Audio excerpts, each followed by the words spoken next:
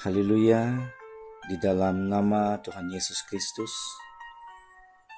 menyampaikan kesaksian firman Tuhan sebagai sentapan rohani kita di pagi hari ini.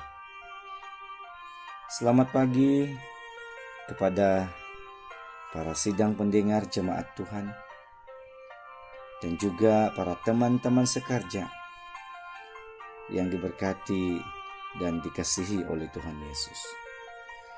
Tanggal 28 hari Rabu, kebenaran firman Tuhan pada pagi hari ini, saya mengambil suatu judul yang berbunyi, selagi kita masih hidup. Saudara-saudari yang dikasihi Tuhan, hidup berasal dari Tuhan. Hidup merupakan suatu anugerah yang tak ternilai dihadiahkan oleh Tuhan kepada setiap insan. Hidup ini adalah sesuatu yang bernyawa.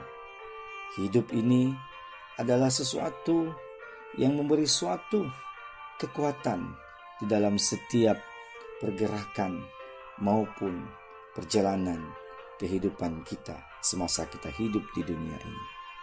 Oleh sebab itu, marilah kita perhatikan bahwa hidup ini adalah sesuatu berkat yang sesungguhnya diberikan oleh Tuhan dengan cuma-cuma. Maka saudara-saudari yang dikasihi Tuhan, marilah kita memperhatikan, selagi saya masih hidup, selagi Anda masih hidup, selagi kita ini semua masih hidup, pikirkanlah apakah yang perlu kita lakukan ketika kita hidup di dalam dunia yang sementara ini. Lakukanlah yang terbaik untuk Tuhan. Mari kita lihat membaca firman Tuhan di dalam kitab Wahyu pasal 20 ayat yang ke-12. Wahyu pasal 20 ayat yang ke-12, firman Tuhan berkata, "Dan aku melihat orang-orang mati besar dan kecil berdiri di depan takhta itu. Lalu dibuka semua kitab, dan dibuka juga sebuah kitab lain, yaitu kitab kehidupan, dan orang-orang mati dihakimi menurut perbuatan mereka berdasarkan apa yang ada tertulis di dalam kitab-kitab itu." Saudara-saudari yang dikasihi Tuhan, ada peribahasa mengatakan, gajah mati meninggalkan gadingnya, manusia mati meninggalkan nama baik. Nah, ketika orang dipanggil Tuhan dengan maksud kematian menjemput dia, pasti meninggalkan kesan bagi orang-orang yang ditinggalkan.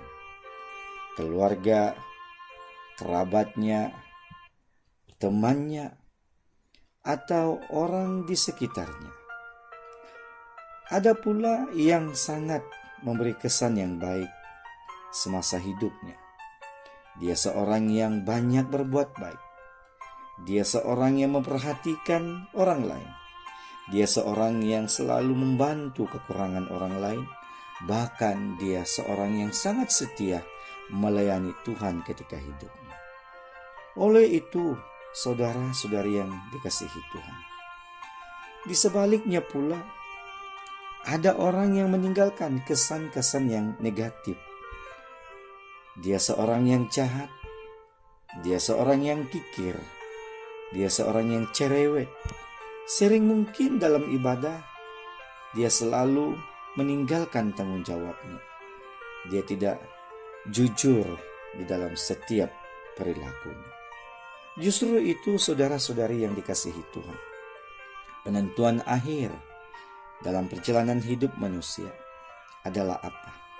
Adalah penghakiman di hadapan Tuhan kelak. Nah, di hari penghakiman itu, pastinya kita menantikan penilaian dari Tuhan, yaitu Tuhan yang membuat sesuatu penentuan. Tuhan yang menilai sesuatu. Tuhan menentukan bukan karena orang itu kaya, bukan karena orang itu miskin, bukan karena orang itu terkenal, tampan, maupun cantik. Bukan pula karena prestasinya yang tinggi dalam apa jua bidang yang diceburinya. Maupun mungkin apakah dia pernah menjadi seorang presiden ataupun seorang raja. Maaf, saudara-saudari yang dikasihi Tuhan. Tuhan tidak punya buku untuk mencatat hal-hal yang demikian. Yang tercatat dalam buku Tuhan adalah apa? Adalah perbuatan yang baik yang kita lakukan selama kita masih hidup. Di dalam kitab Ibrani pasal 4 ayat 13 berkata, "Karena tidak ada sesuatu makhluk pun yang tersembunyi di hadapannya, sebab segala sesuatu telanjang dan terbuka di depan mata Dia, yang kepadanya kita harus memberikan pertanggungan jawab." Nah, di dalam kitab 1 Petrus pasal 1 ayat 17 juga firman Tuhan berkata, "Dia yang tanpa memandang muka menghakimi semua orang menurut perbuatannya."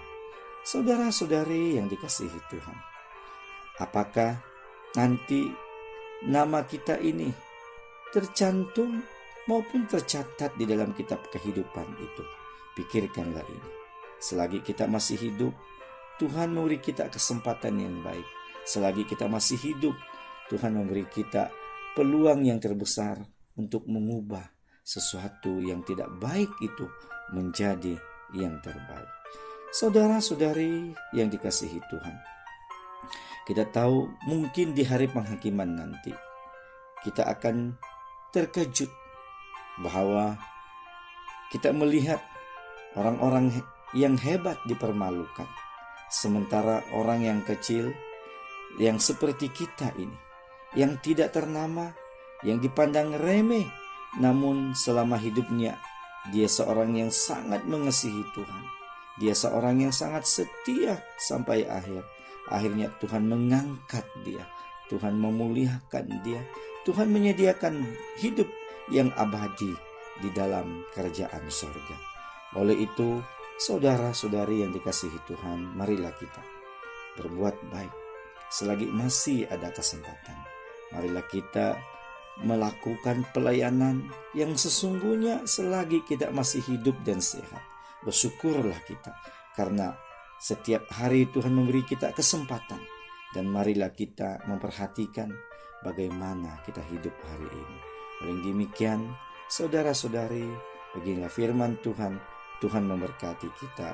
Kita berjumpa lagi di kesempatan yang lain. Haleluya. Amin.